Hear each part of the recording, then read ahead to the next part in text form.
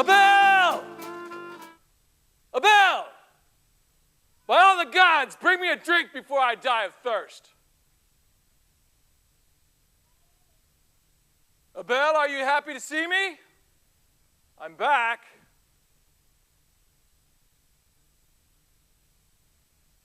And what are you doing at my table? Away with you, before you taste the steel of a Roman soldier's sword.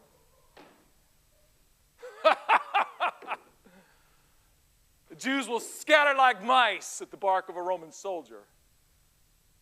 My name is Domitius. I am a Roman soldier. Hail Caesar.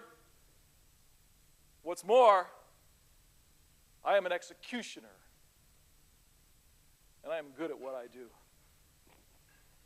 Abel, where's my wine?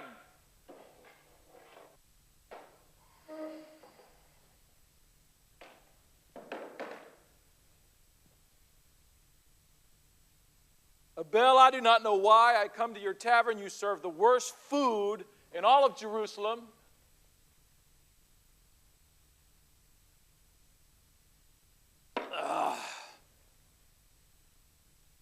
Bring me some food and be quick about it.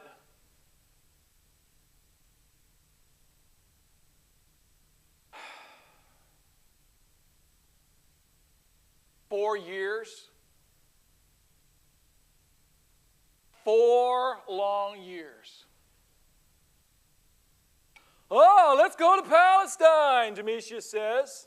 We'll enjoy the coastal climate, the cool evenings with the ocean breeze, the pretty Jewish girls. Tertius would not know a beautiful woman if the gods dropped an entire harem right on his head.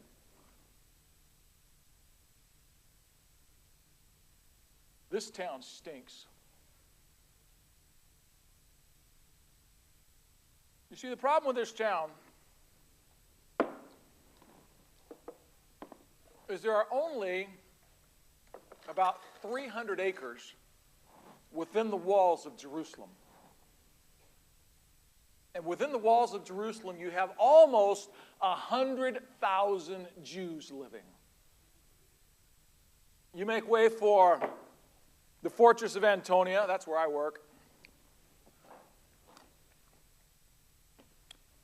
King Herod's palace, the estate of the high priest. Oh, you get the picture.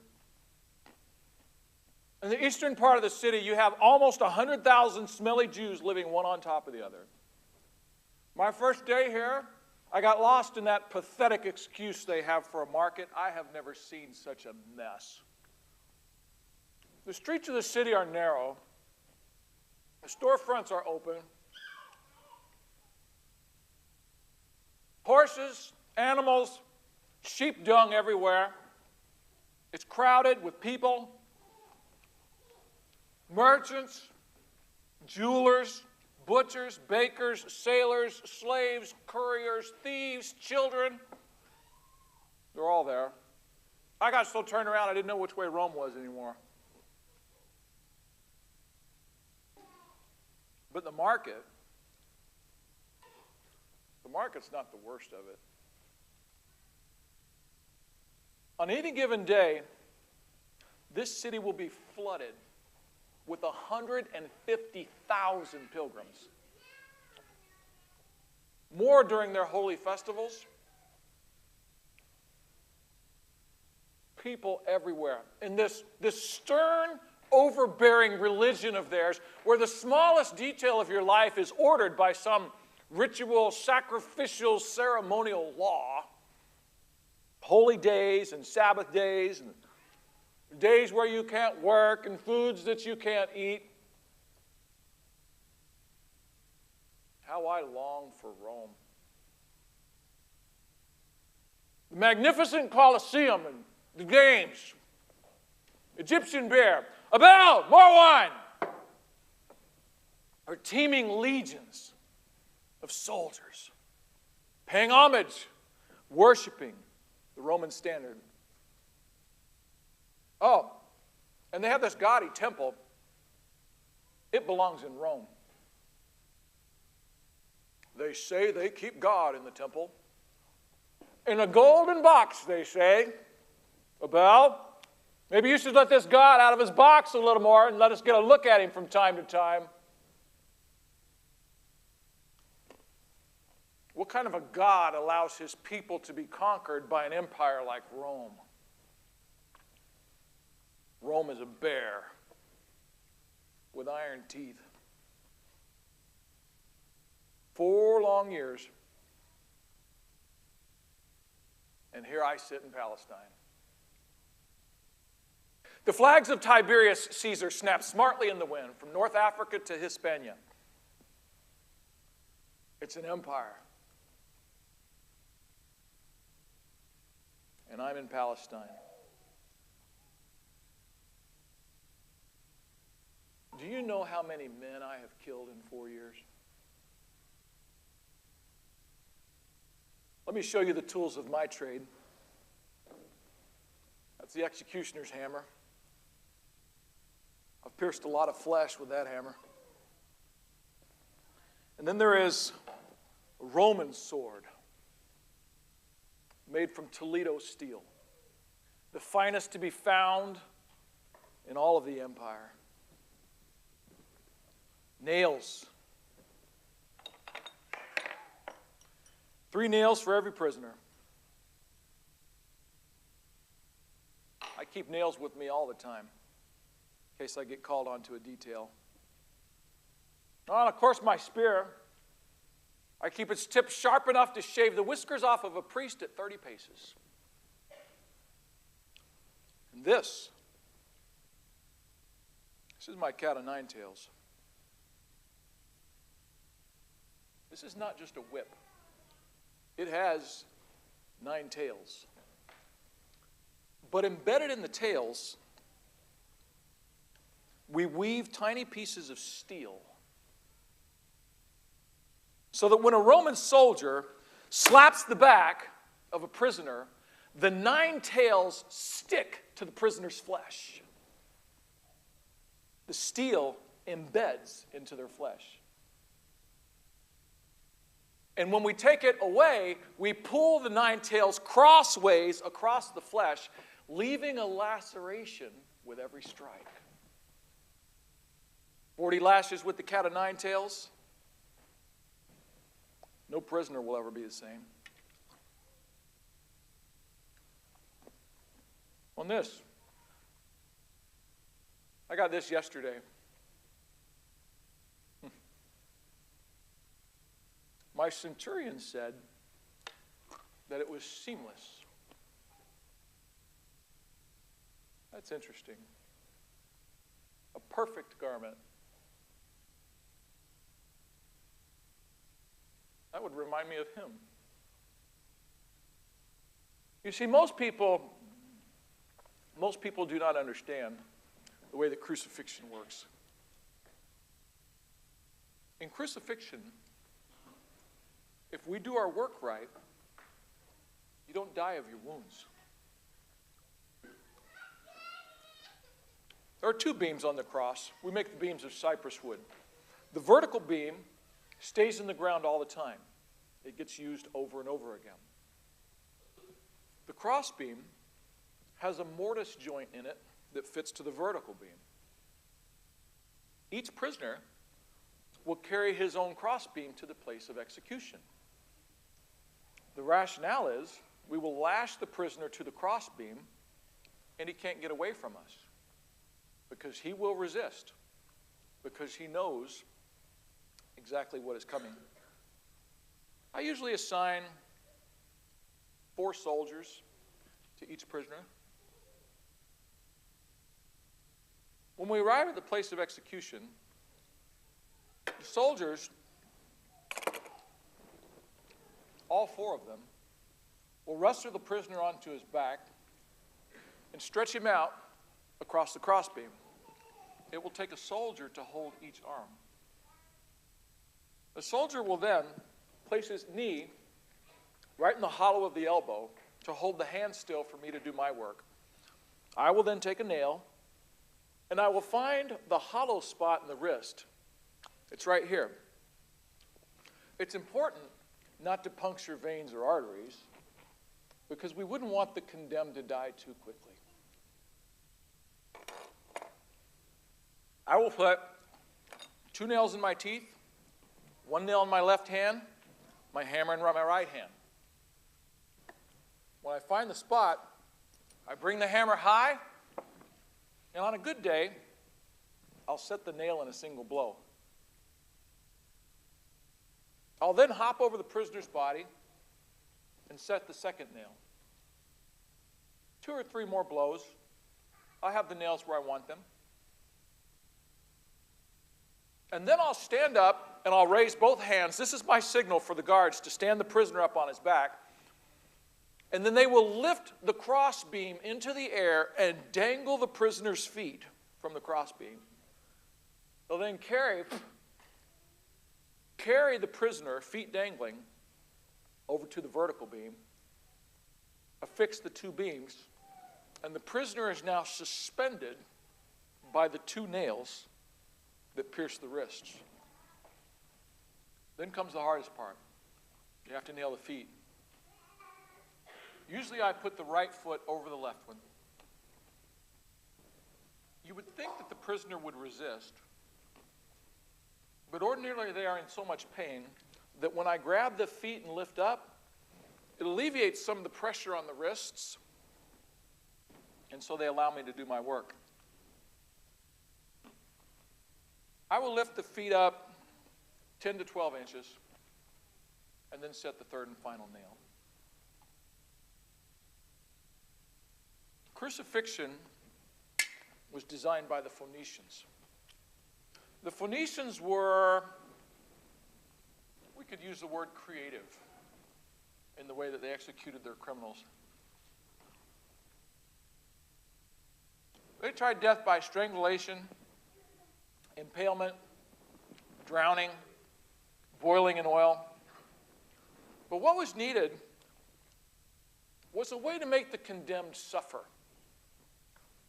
a torturous death, and a way to make the torment last. And so, they developed crucifixion. You see, what happens is the prisoner is suspended by these 3 points on the cross. And the pain in his feet is too great to bear, so he alleviates that pressure by sliding down the cross. He will then put his arms into a V position. But when he does this, 2 things happen. First, the pain in his wrists will be too great to bear. Secondly, it will paralyze the pectoral muscles so that he can inhale, but he can't exhale. This induces an involuntary panic. And so in order to finish the breathing cycle, the prisoner must then stand up on the single nail that pierces the feet. He must get his head level with his hands, and then he's going to grab a few quick breaths of air. Usually it's like, but then the feet in his pain, because he's transferred all of that weight to the top of those wounds, the pain in his feet overcomes him, and he will relax and slide back down the stake. And then the process must start all over again. That's how crucifixion works. It's my job. That's what I do for a living. I've always enjoyed my work.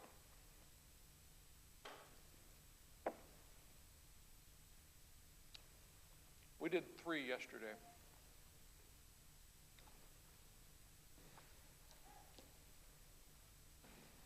It was the 3rd watch of the night. I'm asleep in the fortress of Antonia, sleeping off a drunk. When Tertius comes busting in the barracks, we've been called on to detail, we've been called on to detail. Demetrius, wake up, they're waiting for us in the praetorium. I was in no mood. And as I got up and was putting on my uniform, it occurred to me that it was very unusual to conduct a trial at night. We formed a detail. We're on our way to the praetorium. And Tertius was saying something about sedition and treason. I thought that must be the reason for the urgency. And so I'm expecting, when we get to the Praetorium, I'm expecting to see one Jew and a bunch of Romans, because it's sedition. And when I walked into the judgment hall, it was crowded with priests. It seemed like most of the Sanhedrin was there. And the priests, they're all excited, and they're all gathered around Pilate, and they're all waving their arms, and they're complaining about treason and sedition and loyalty to Caesar. Now you understand that these people hate us. Most of the time when Rome conquers a kingdom, they're glad to be a part of the empire. We bring them into our currency system and our trade and our commerce. We provide security. We protect them from their enemies. Oh, but not these Jews. These Jews get drunk on their religion, and they want God to be their king. And so the one thing they want the most is freedom, and freedom is the one thing that Rome cannot grant. So they're always rioting. They're always trying to get away from us. They're always trying to cast off the yoke of Roman oppression. And now here are these priests complaining about treason and sedition. Something didn't feel right.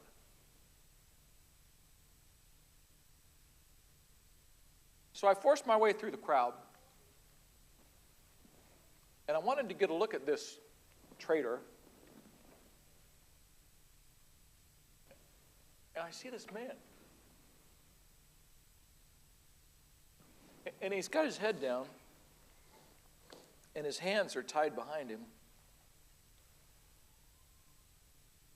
And I walked right up to him, and when I looked in his face, what I noticed was that he looked sad, but he didn't look scared.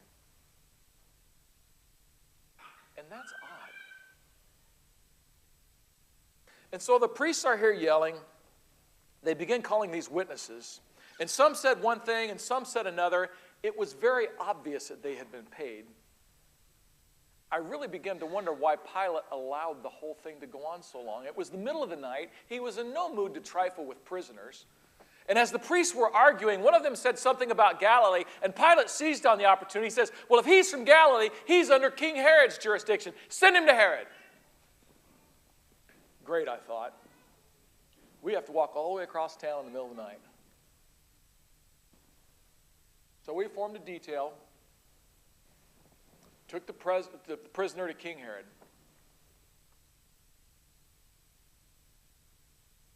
And at first, it looked to me like Herod was afraid of him. Some people were telling this story about Herod killing one of the man's family members or something. And Herod finally got a little bolder, and he starts asking about miracles. And he starts this long interview, and he's really interested in some man who was supposed to have been raised from the dead a week or two before. And as I watched the interchange, the prisoner never said anything. He just stood there with his head down. He didn't respond to Herod. And the longer the interview went, the more angry Herod became. I think he was embarrassed. I mean, after all, he is the king. And finally, Herod became so angry, he said, don't you know that I have the power to kill you or to set you free? And then Herod, he had all of these sick people brought into his palace. And he puts them there before the prisoner, and he says, now, work one of your mighty miracles for me. And I looked at Tertius, and he looked back at me. We'd never been to a trial like this before. And we all waited, and the prisoner said nothing. And then the priests started yelling and waving their arms and talking about their law and talking about Caesar and talking about sedition. And the priests so lost their composure, and Herod became so angry that at Herod's bidding, some of my men grabbed a purple robe and they put it on the prisoner, and they began to kneel down in front of him. "Hail, King of the Jews!" And Herod, finally tired of his little game, he sent the prisoner back to Pilate. Well, Pilate was none too happy to see us coming back. And the crowd is getting larger. The sun's almost up. People are waking up, and people are hearing that this man has been arrested and that there's a secret trial taking place at night in the Praetorium, and they're coming. And the Praetorium is now full of people, some saying one thing, some saying another. Outside the gates of the Praetorium, a mob is developing. And Pilate keeps asking the same question. Why? What has he done? What is his crime? And the priests keep talking about their law. And quite frankly, the longer it went on, the more confusing the whole thing got. Pilate finally took the prisoner off to the side, and he had a private conversation. I sensed that Pilate's heart was starting to turn.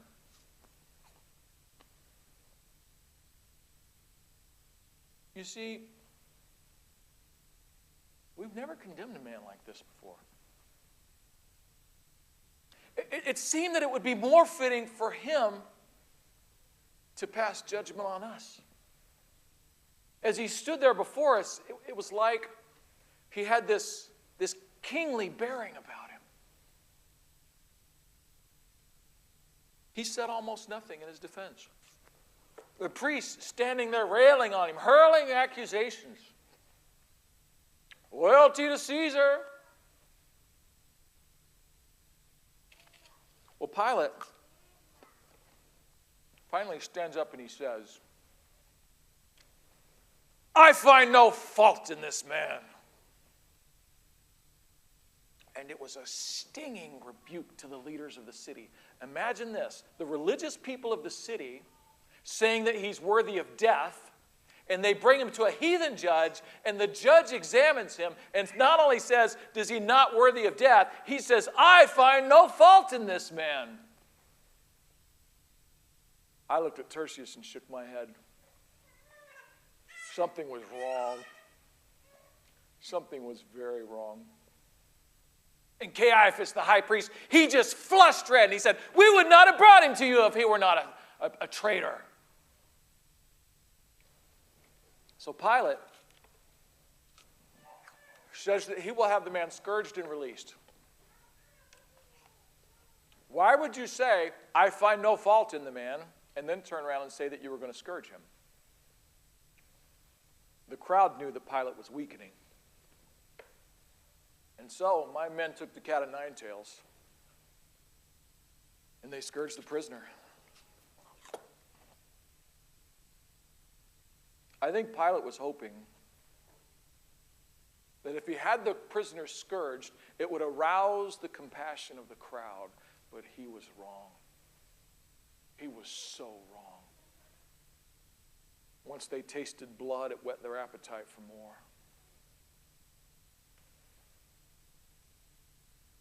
And I looked over at Jesus, and he's standing there in a pool of his own blood. His back lacerated.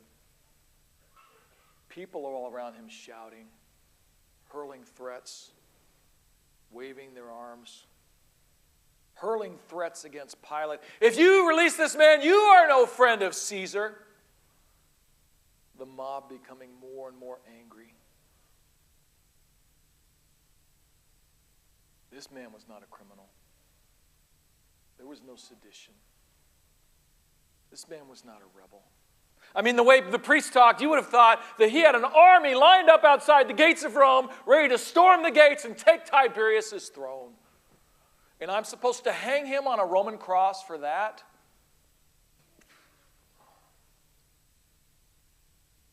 Well, the sun's coming up. More and more people are joining the crowd. Seems we have about half the city with us now. And this angry mob of people, they begin taking their cues from the priests. And Pilate decides that he's going to try a bargaining tactic. He goes to the dungeon. He has this man named Barabbas brought up. Barabbas is a murderer. We finally caught him. He has killed so many people. And he stands the two prisoners there, and he says, "Who shall I release to you, Jesus or Barabbas?" And the crowd says, "Barabbas! Give us Barabbas!" And Pilate says, "What shall be done with Jesus?" And the crowd yelled out, "Death! Crucify!" And Pilate says, "Why? What has he done? What has he done?" But his voice was just drowned out in the sea of cries from the mob. And then the mob, they began to chant. They began this rhythm. They were watching the high priest, and as his hand rocked back and forth, they started their chant, "Crucify! Crucify! Crucify! Crucify!"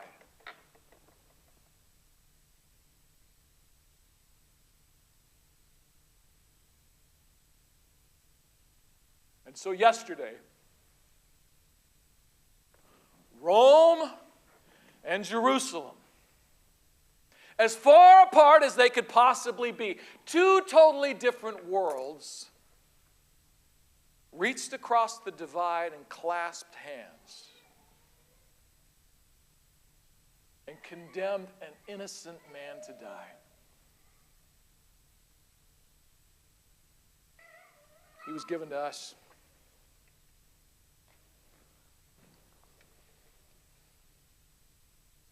I thought, we'll break him. We'll break him.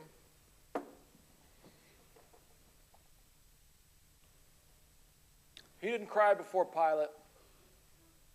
He didn't grovel before Herod.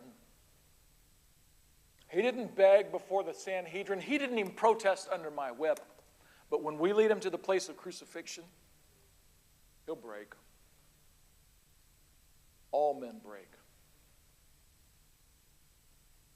Now, ordinarily, we will take a circuitous route to the place of execution. The point is, we want people to know what happens when they cross Rome. But the Sabbath hours were coming, and the priests, they were anxious to have this one killed. So they brought up two robbers from the dungeon, and we walked straight to the place of execution. It's only about 3,000 paces, but I was worried.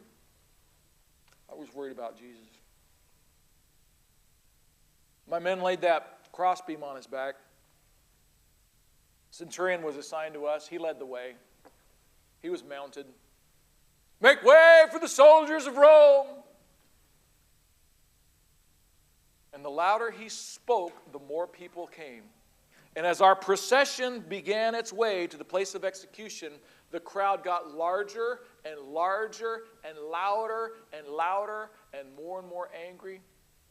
Some shouting loudly for guilt, others for innocence. The people would come out of their homes and they would come out of their shops, and the women would just wail, "No!" They would cover their faces with their hands and their fingers and bring their shawls up over their head. By the time we made it to the market, there's no way anyone could have seen who was in the middle of the crowd. But I think that the people must have seen the three beams sticking up out of the crowd and known it was a crucifixion. And as the word got out that it was this Jesus from Nazareth, it was as though the entire crowd turned out. It turned into an angry mob. We were losing control. Just then the centurion turned his mount around. He came back to tell us that Jesus must hurry. But Jesus was the one who was establishing the pace because he was the slowest, weakest one. And just when the centurion came back to talk to us, Jesus fell down a third and final time, and he went down hard. And we all knew that it was useless to stand him up again. The crowd pressed in on us, and the centurion gave the command. And suddenly all of my legionnaires, they had their spear tips level, and we now had to protect the prisoners inside of a square of leveled spear tips. A foreigner stood by, he began to curse us loudly. The centurion pointed at him. He said, "You there, you carry this man's timber." I took the beam off of Jesus. I helped him to his feet. I steadied him for the first few paces until he was able to walk on his own.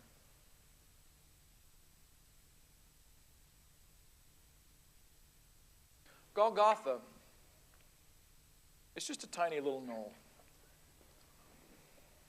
It's about 15 feet high, 50 feet outside of the Cundiff gate. Because of Jewish law, we can't crucify anyone within the walls of the city. When we arrived there, we took the crossbeams off of the prisoners.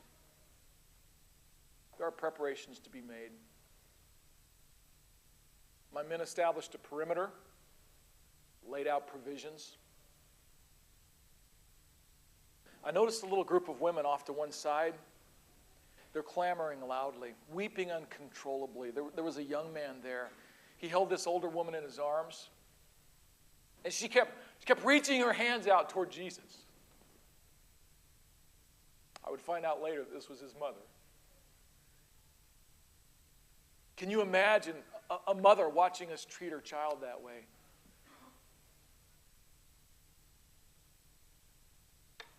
I looked over at Jesus, and he looked at her. And in spite of all the pain he was in, I saw him force a smile. It seemed as though he was more concerned about her than the suffering that he was about to endure. And I thought, how could a man do that?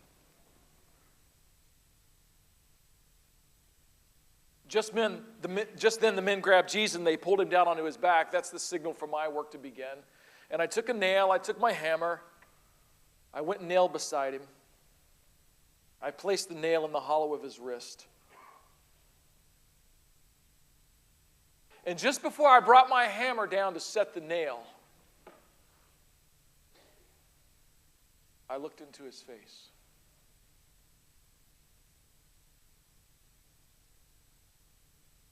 And none of the usual stuff was there. None of the usual hatred toward the Roman conqueror, vengeance toward the executioner, fear, terror, torment. He just watched me. And after a momentary pause, he dropped his head, as if to say, I should begin my work, and it's okay. Within moments, we had the three men up on the crosses. The clamor of the women was matched only by the clamor of the priests. By all the gods, I wish that they would leave him alone. You who are going to tear the temple down and rebuild it in 3 days, come down from the cross. Caiaphas, the high priest, he steps forward right underneath the cross, and he looks up at Jesus and he sneers. And he says, you who helped others, you can't help yourself. And I thought, now what kind of a thing is that for you to say? From your own lips come the testimony that he was a good man, that he helped people, that the people loved him. I looked up at Jesus. His sunburned face, beads of sweat, trails of blood and dirt dripping from the pierced flesh of the crown. Channels that ran into his beard and then dripped off of his chin. Some of the soldiers followed suit. They followed the priest's lead. They took the purple robe and they knelt before Jesus. Hail Jesus, King of the Jews! Order, sir, thy wish is my command.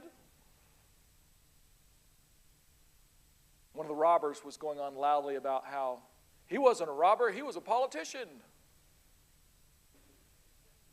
Everyone laughed when Tertius said, well, maybe you should talk to Jesus about it. He's a king. But I was in no laughing mood.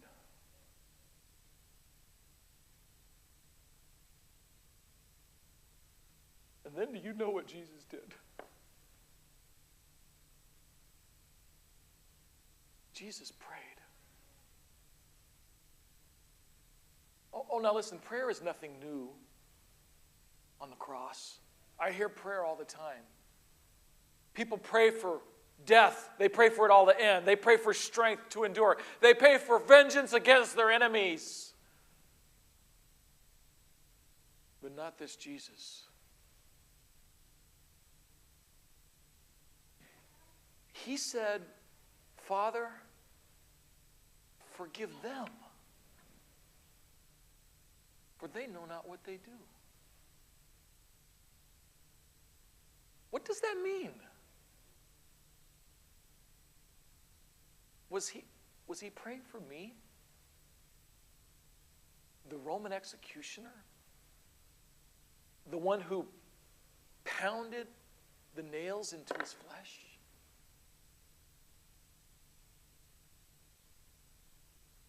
How could a man do that?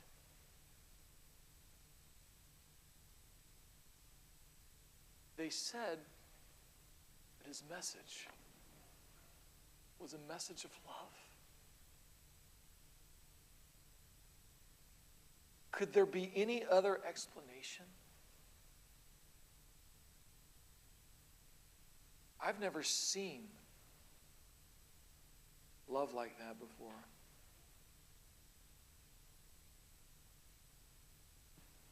And then something else happened. The sky became an eerie dark. It was the middle of the day. There are no clouds, but suddenly darkness came. It was as though there was a veil that the sun could not penetrate, and the stars were out, and the moon was shining. Some of the more ignorant tried to say that it was an eclipse, but no, the sun was already in the western sky, and the moon comes up in the east. And then suddenly, the earth, the entire mountain began to shake and to rock back and forth. It began to tremble. And the sun, it was completely blocked out. Storm clouds came in. There was a mighty sound of a rushing wind. There were flashes of lightning. We all jumped to our feet in alarm. Every one of my legionnaires drew his sword.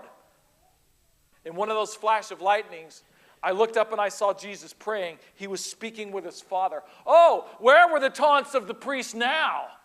Oh, they were on their faces. They were beating their chests or beating the ground. Some were running back to the city. The women had pulled the shawls up over their heads. Everyone was fearful. Everyone was crying. They were wondering if this was God's retribution for what we had done. I was afraid that Jesus would come down from the cross.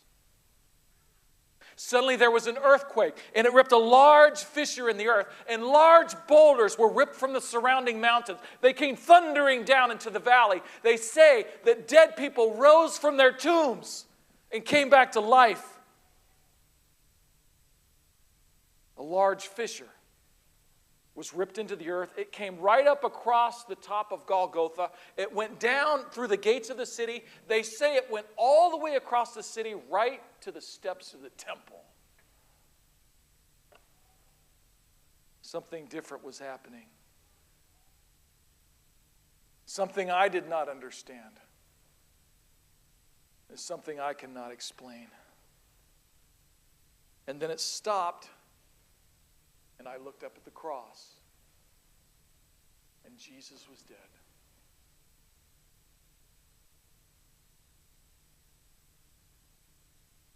My centurion began to say what we were all thinking, that maybe we had crucified the Son of God.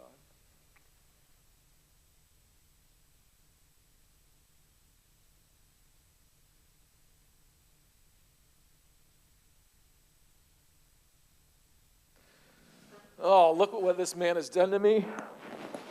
He has reduced me to a slobbering baby. That Pilate is dumber than a bag of hammers. Would you believe that right now, Tertius and 100 Roman soldiers are out guarding the dead man's tomb? What did they think? That he was going to rise from the dead? No one that I ever crucified ever came back from the dead.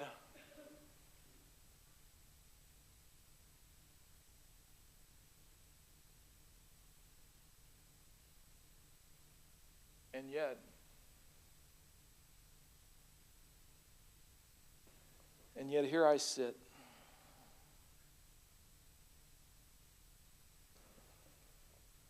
All alone in the third watch of the night.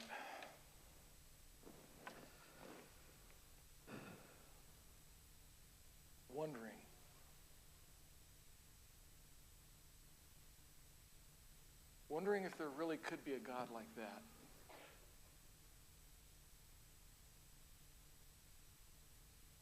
And if so,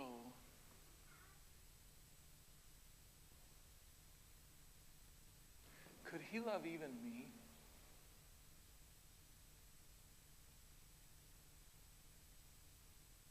Because I'll tell you, I think that even I could believe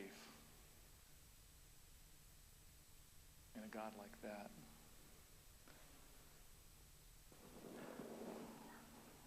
Demetrius, the man, Jesus, the tomb. You won't believe what happened.